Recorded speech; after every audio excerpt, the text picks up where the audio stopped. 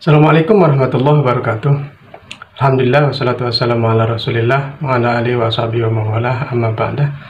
Selamat berjumpa kembali di channel saya, channel Santri Berbagi, tempatnya berbagi ilmu, pengetahuan, dan keahlian. Pada kesempatan kali ini saya ingin berbagi dengan Anda tentang cara memahami sintaksis. Dalam memahami sebuah istilah dalam sebuah keilmuan, kita bisa mengkajinya dari dua hal. Pertama, secara etimologi, yang kedua secara terminologi. Secara etimologi, bahwa istilah sintaksis itu berasal dari bahasa Belanda atau bahasa Inggris. Yang berasal dari bahasa Belanda, istilah itu sama dengan yang biasa kita pakai, yaitu sintaksis. Namun untuk bahasa Inggris, istilah sintaksis itu berasal dari kata sintaks. Dua kata itu yang berasal dari dua bahasa yang berbeda, yaitu bahasa Belanda dan bahasa Inggris, itu merujuk kepada arti yang sama, yaitu ilmu kalimat, ilmu tentang kalimat. Kemudian secara terminologi, istilah sintaksis itu adalah sebuah cabang ilmu, bagian dari ilmu linguistik yang mengkaji seluk-beluk kalimat, klausa, dan frase. Jadi memahami rangkaian kata yang menjadi sebuah kalimat ataupun sebuah klausa ataupun sebuah frase yang merangkai klausa, maka cabang keilmuan ini dinamakan dengan sintaksis.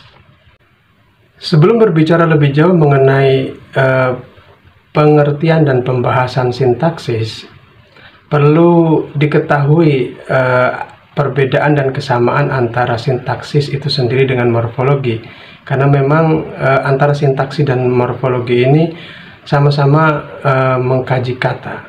Cuman bedanya adalah kalau morfologi itu mengkaji kata sebagai substansi, sebagai ansih kata itu sendiri, bahwa kata itu bagaimana terbentuknya, bagaimana asalnya, kemudian menjadi sebuah kata, maka itulah pembahasan morfologi.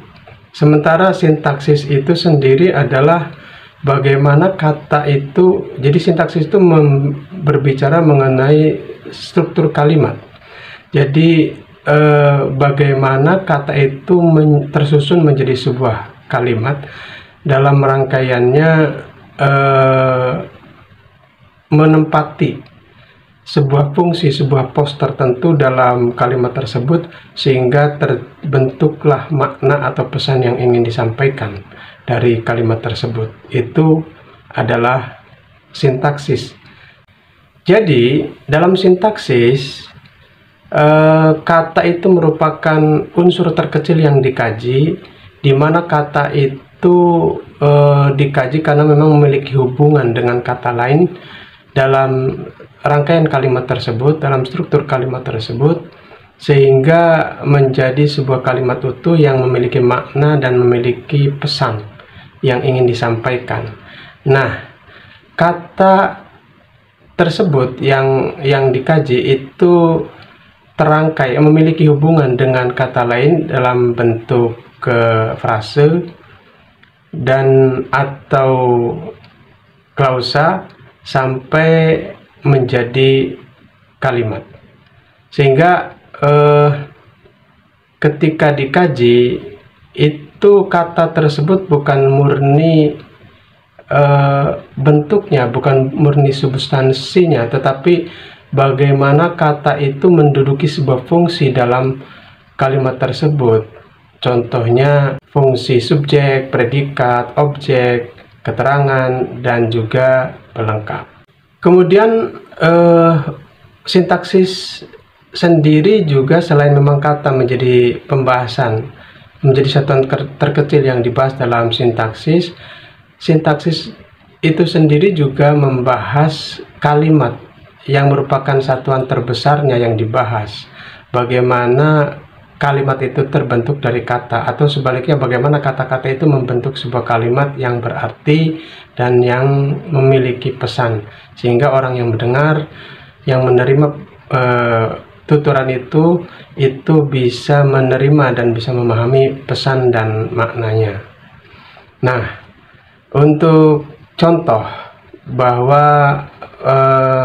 apa yang telah disampaikan saya tadi sebagai visualisasi, saya akan berikan sebuah contoh. Ada kalimat seorang pelajar sedang belajar di perpustakaan. Saya ulangi, seorang pelajar sedang belajar di perpustakaan. Pembahasan sintaksis itu bisa dari berbagai segi, mulai daripada kata, jadi pembahasan sintaksis dari segi kata, sampai kepada pembahasan sintaksis dari segi kalimat. Kita mulai dari segi kata. Bahwa pembahasan sintaksis dari segi kata terhadap sebuah kalimat itu melihat kata tersebut memiliki fungsi dalam struktur kalimat tersebut. Kalau kita lihat contoh seorang pelajar sedang belajar di perpustakaan, itu kita lihat bahwa kalimat tersebut itu terdiri dari 3 fungsi yang diisi oleh 3 frase, yaitu seorang pelajar yang sebagai subjek, sedang belajar yang sebagai predikat, dan di perpustakaan yang sebagai keterangan. Nah, kita tidak melihat adanya kata yang tersendiri, yang mandiri, yang menduduki fungsi tertentu dalam kalimat tersebut.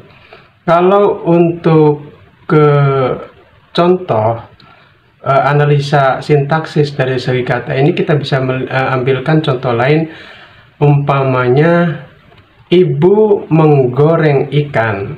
Dari contoh ini kita bisa lihat ada 3 fungsi yang diduduki oleh 3 kata, yaitu ibu yang sebagai subjek, menggoreng yang sebagai predikat, ikan yang sebagai objek. Nah, dari sini kita bisa melihat analisis sintaksis dari segi kata, bahwa kata itu dikaji, dianalisa dalam struktur sintaksis karena memang menduduki sebuah fungsi dalam kalimat tersebut.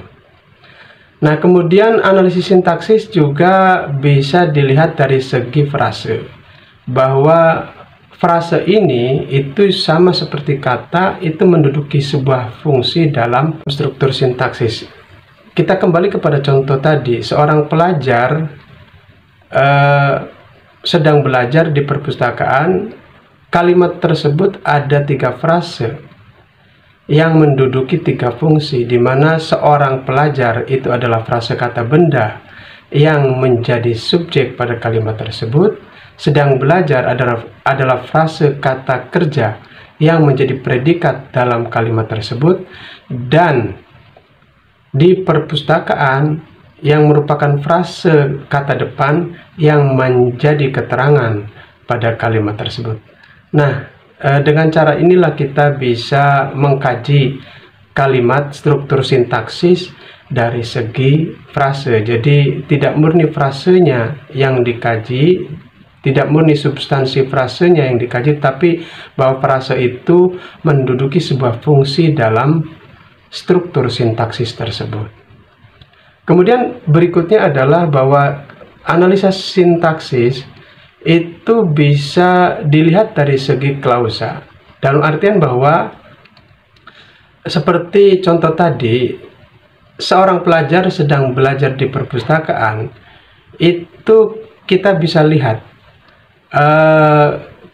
bahwa kalimat tersebut itu terdiri dari 1 klausa. Perlu Anda perhatikan baik-baik bahwa perbedaan dan persamaan klausa dan kalimat itu adalah bahwa persamaannya sama-sama memiliki subjek dan predikat, cuman perbedaannya adalah bahwa kalau klausa belum ada nada akhir atau titik, tetapi kalimat sudah diberi nada akhir atau sudah diberi titik, sehingga bangunan kalimat ini dengan nada akhir atau intonasi akhir atau titik itu sudah bisa memberikan makna dan pesan yang ingin disampaikan oleh penutur itu bisa sampai kepada penerimanya atau pendengarnya. Nah, kita kembali bahwa sebuah struktur itu masih menjadi klausa andaikan struktur tersebut itu belum diberikan titik. Apakah struktur itu masih ada kaitan dengan klausa lain atau memang sudah diberi titik? Maka pembahasannya adalah bahwa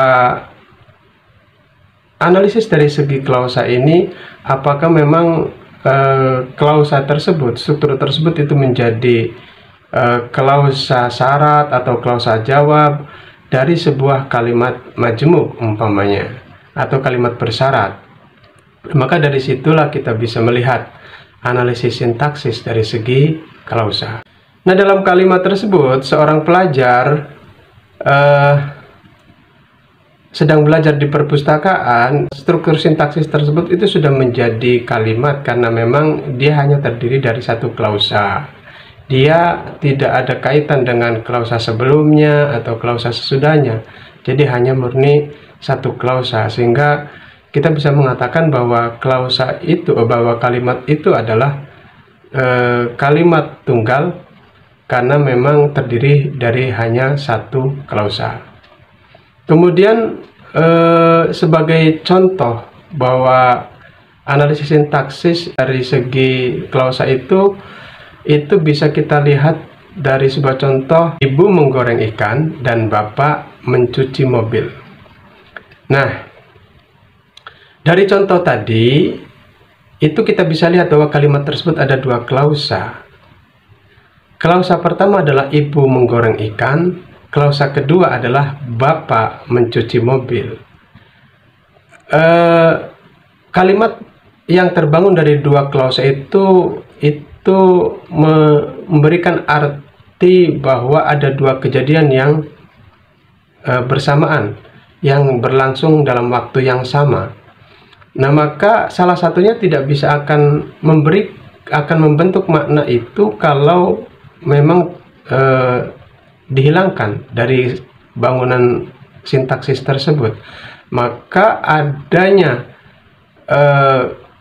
klausa ibu menggoreng ikan itu adalah sebuah bagian yang tidak terpisahkan dengan klausa bapak mencuci mobil untuk menciptakan makna kejadian yang berlangsung secara bersamaan dalam waktu yang sama. Kemudian analisis sintaksis berikutnya adalah dari segi kalimat. Caranya begini, menganalisis sintaksis dari segi kalimat itu bisa dilihat bahwa kalimat itu berapa klausa yang membentuknya, apakah satu atau lebih. Kalau satu, maka bisa dikatakan kalimat itu adalah kalimat sederhana atau kalimat tunggal. Seperti contoh yang tadi, seorang pelajar sedang belajar di perpustakaan, itu kalimat yang terdiri dari satu klausa, maka kalimat tersebut adalah kalimat tunggal. Kemudian pembahasan berikutnya dari segi kalimat ini bahwa contoh tadi, seorang pelajar sedang belajar di perpustakaan, melihat dari bentuk predikatnya itu adalah kata kerja, maka kalimat tersebut itu termasuk ke dalam jenis kalimat verbal karena predikatnya berupa kata kerja, karena memang kalimat verbal itu adalah kalimat yang predikatnya berupa kata kerja. Maka jenis ini, yaitu kalimat seorang pelajar sedang belajar di perpustakaan, itu merupakan jenis kalimat verbal. Itu juga bisa menjadi analisa sintaksis dari segi kalimat. Kemudian berikutnya, secara intonasi, bahwa kalimat itu dinyatakan dengan nada datar, itu termasuk kalimat ke dalam kalimat pernyataan karena nadanya datar, tidak ada naik di akhir atau naik di awal, turun di akhir. nadanya datar. Jenis kalimat pernyataan ini itu kalau secara intonasi dituliskan 23231. Artinya jenis ini merupakan kalimat dengan nada atau diucapkan dengan datar tanpa ada naik nada atau turun nada di awal maupun di akhir. Demikian pengertian dan sedikit contoh daripada pengertian sintaksis dan penjelasan sintaksis yang bisa saya beri, saya sampaikan, saya bagikan. Semoga ini bermanfaat untuk kita semua. Dan akhirnya saya tutup. Assalamualaikum warahmatullahi wabarakatuh.